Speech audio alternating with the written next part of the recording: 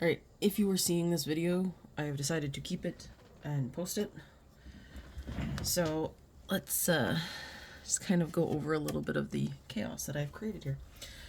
So I'm making a potions classroom, and no, this is not the color. This is just the color of air dry clay I had, and I used the terracotta floor. Unfortunately, some of them curved a little when I was doing them, or when they dried. Not when I did it, when they dried. So what I did was I took drywall putty hole filler and used it, and I'm honestly going to get more because that stuff was amazing. So I made a giant pile of gray paint. I'm going to actually just grab a bigger paintbrush. Hang on, guys.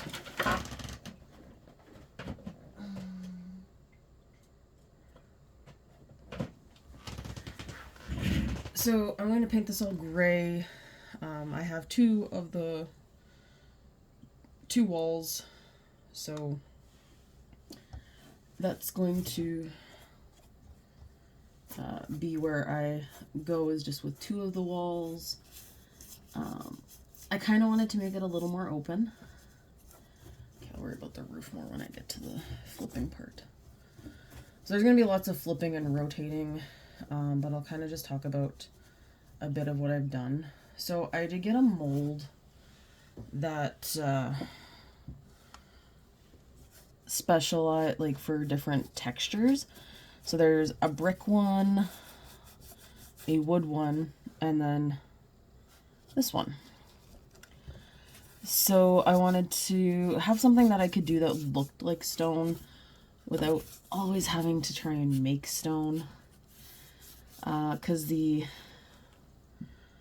doing it with the other Harry Potter mini one that I did was definitely trickier. And I feel like it looked good, but I feel like it was a lot of trouble to do it, so I thought I would try a different way. So this was just, I had packs of air dry clay that I bought. Literally, I don't even remember the thought process as to why I bought them, but I had them for a project. Oh yes, I used some when I did a Pokemon Book Nook. And if any of my viewers are as old as me, if you remember those little bouncy balls that had what looked like a giant Pokemon inside, but when you cut it up, they were like the tiniest little Pokemon I've ever seen in my life. Those would be what I made the Book Nook out of. And okay, painting this looks so much better than anything I could have done by hand. So really happy with how this is looking so far. So I just rolled it out. I found it easier to roll the mat onto the clay. And I'm also not as concerned about this, the air dry clay sticking, as I am about the hard clay. Although when I tell you I've rotated this thing multiple ways today, I'm not lying. I had it upside down for a bit, and everything's still holding. So that's been working well for me. And I'm just kind of at the point where like I'm going to paint it, so I might as well do a little video on it. So I would recommend, I went with the air dry clay too, especially for the walls, for the fact that Harry Potter one I did before is heavy. Like very, very heavy. And just with all the clay that I used. So I decided to see if I could try something that would still do a similar effect, but have a lighter weight to it. And so far this is pretty good. And I do like to have a pretty decently heavy base. when I do stuff, just because then it's less likely to fall apart. And sorry guys, just kidding. So I'm going to put, when I'm done, I'm going to put, I have some clear plastic that I bought to try and cover the edges. So it'll be sealed so dust can't get in. So I'm going to try that on this one. And then I'm going to make a nice border for the edges to hide where the plastic is stuck, but that is really far down the road right now, and we're still at the trying to figure out exactly what else we're doing in here. Now, I mean, if I had like gray air dry clay, I probably wouldn't have worried about painting it, but at least painting it, you can kind of, I honestly like the painting, but then you can get more of a color. And these air dry clays come in all sorts of cute colors usually, because typically kids use them for stuff to make little, I mean, they would be honestly great for kids for the fact that, yeah, you can make cool little things out of all sorts of different colors and all of that.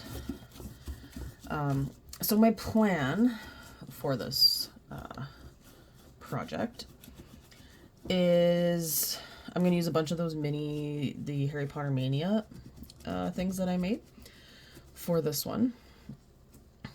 I'm going to keep the actual ones that I made true to the book. I'm going to keep those separate. And I've seen some really cool videos, and I really wish I'd kept all those books on the potions, because there's people that are making like little mini books out of them now. So I'm going to start holding on to all my little books so I can use those to make little things as well. But I have 4 tables. So you can probably see here there's little tiny holes in my clay. And they were not built there when I made them. I got this really sweet pen from Amazon, and it has little drills, little sanding bits, little tiny saw blades even. Like, it's crazy. But it was on my list. I forgot about it and had to be reminded of what it was. But that has been probably my best and favorite tool on this project, because it's been really versatile with just getting the little bits and pieces. So this is one of the first ones where I'm attempting my own wiring. And once I'm done here, I will show you the tables to kind of give you more of an idea of what kind of crazy I'm up to.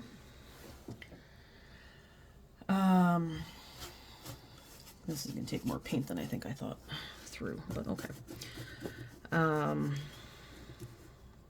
This is actually kind of fun.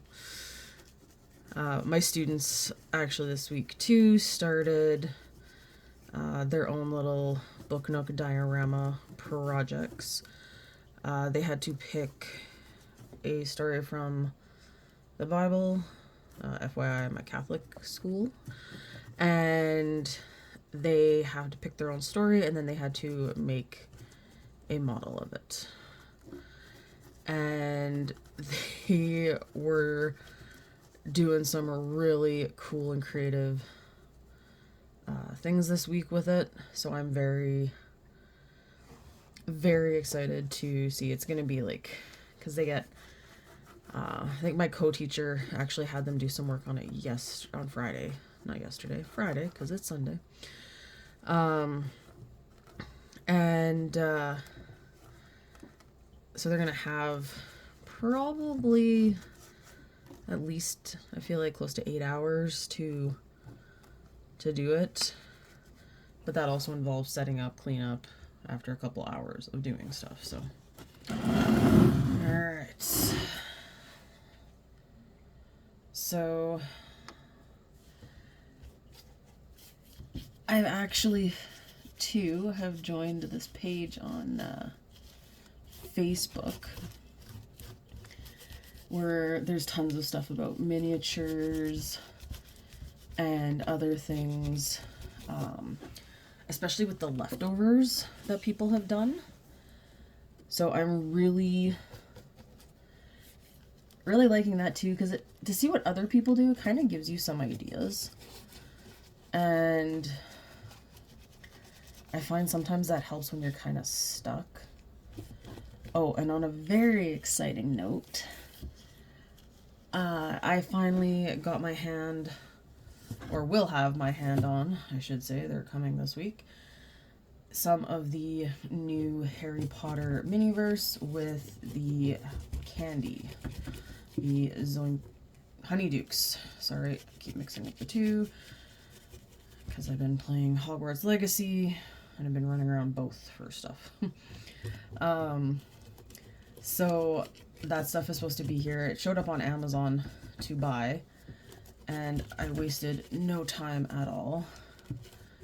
And I bought 15. No regrets.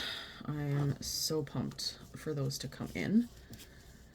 And I'm excited to pop one open and see. I've been seeing so many posts about them on Facebook and everything, and it's been torture, I won't lie, because it just takes longer to get stuff to Canada. And I'm very pumped to get my hands on some of those. So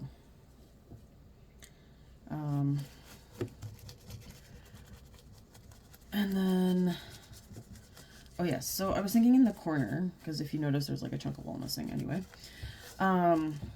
I was thinking in the corner, I have all those cauldrons left over, and because this is a potions room, I think I'm gonna have a stack of cauldrons going up from the floor. That's what I'm thinking. And one of the things that I do recommend doing stuff like this, like I can kind of tell that I've missed some spots on this one due to the color difference, but I am going to be flipping and rotating. Now obviously you gotta be very careful, because if I'm too rough, the clay will have a panic attack on me. But then it helps you to see different angles to see if you've missed spots for a paint job. And just because you have to get into all the cracks of this mold. And for anyone looking for something similar, this mold was a fondant mold for cake, but they're definitely gonna stay in my craft room.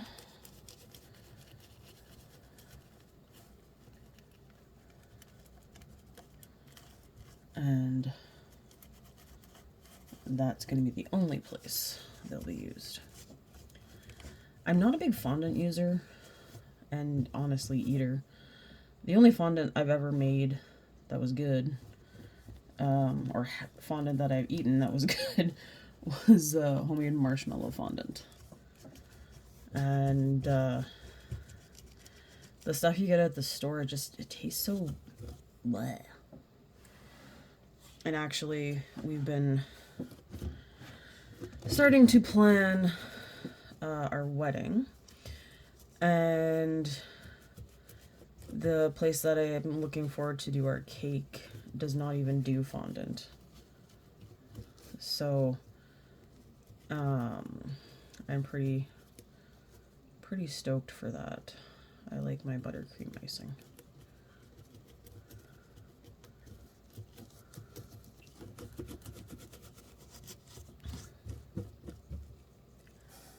But using a decent amount of paint. I knew it was going to take a lot to paint. I think this is like the biggest This is the biggest thing I've ever made, because even that Harry Potter one was smaller than this. So,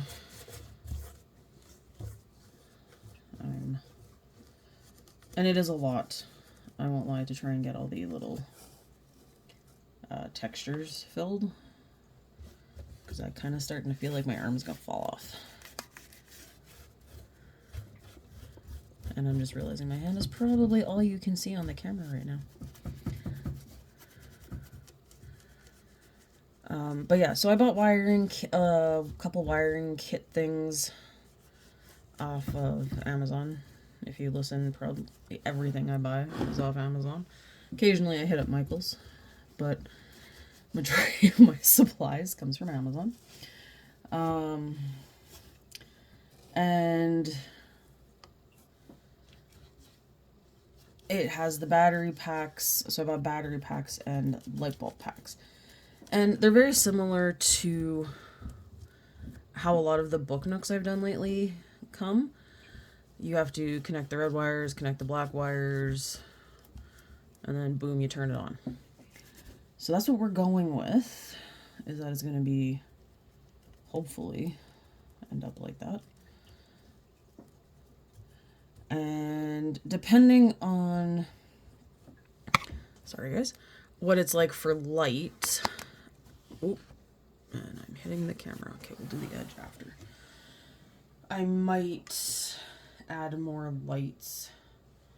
I do have a pre-drilled hole. I don't know if you can see the edge. Yeah, down here.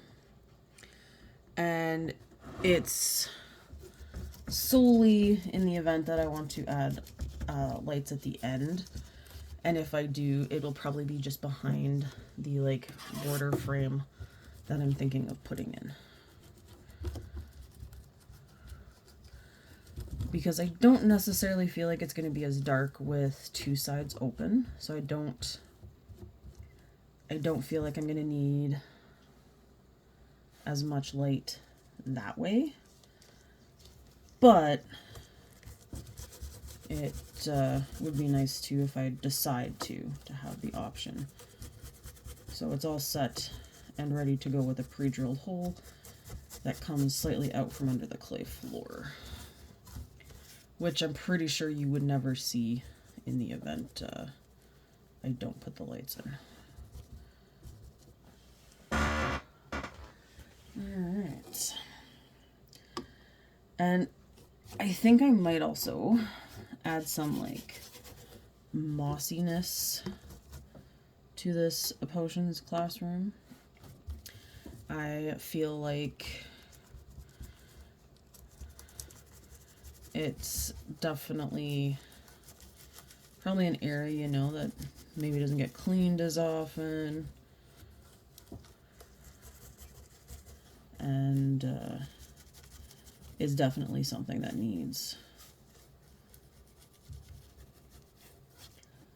a little bit.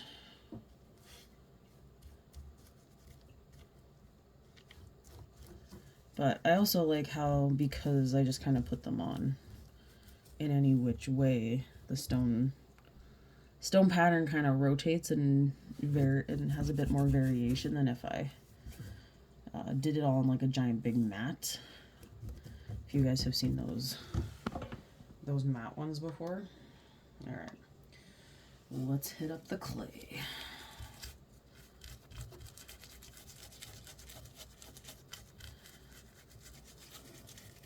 So I will also never buy this terracotta clay again. Every time I use it, everything turns orange. Me, the table, my tools. I am going to stick with the white air dry clay in the future, because this has been a real pain in the butt. And it's not something, just because of the color, it's not something that I would leave on its own. It's not the color that I'd ever really use for something. So, alright. So part of the fun of using this, my phone for my camera, is it has really good lighting to get in here so I can see too when I miss stuff.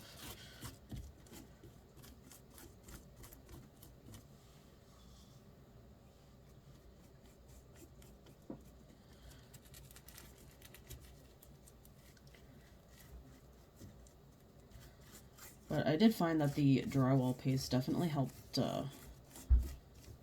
or crack filler. It came in a tube. I found it really helpful in covering up the joints and just helping to fit things a bit better. So I would highly recommend it to anyone using air dry clay. And I wasn't overly concerned about the cracks on the floor either, because I feel like your floor is gonna get cracked anyway. Hogwarts is like ridiculously old. It would have cracked floors. It adds character too.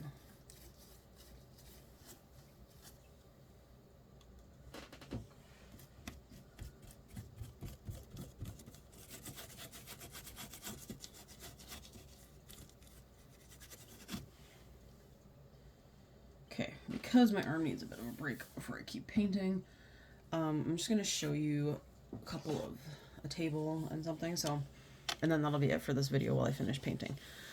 So this is one of the tables that comes in the potion kits. It's a little, if you'll notice, it's not super shiny.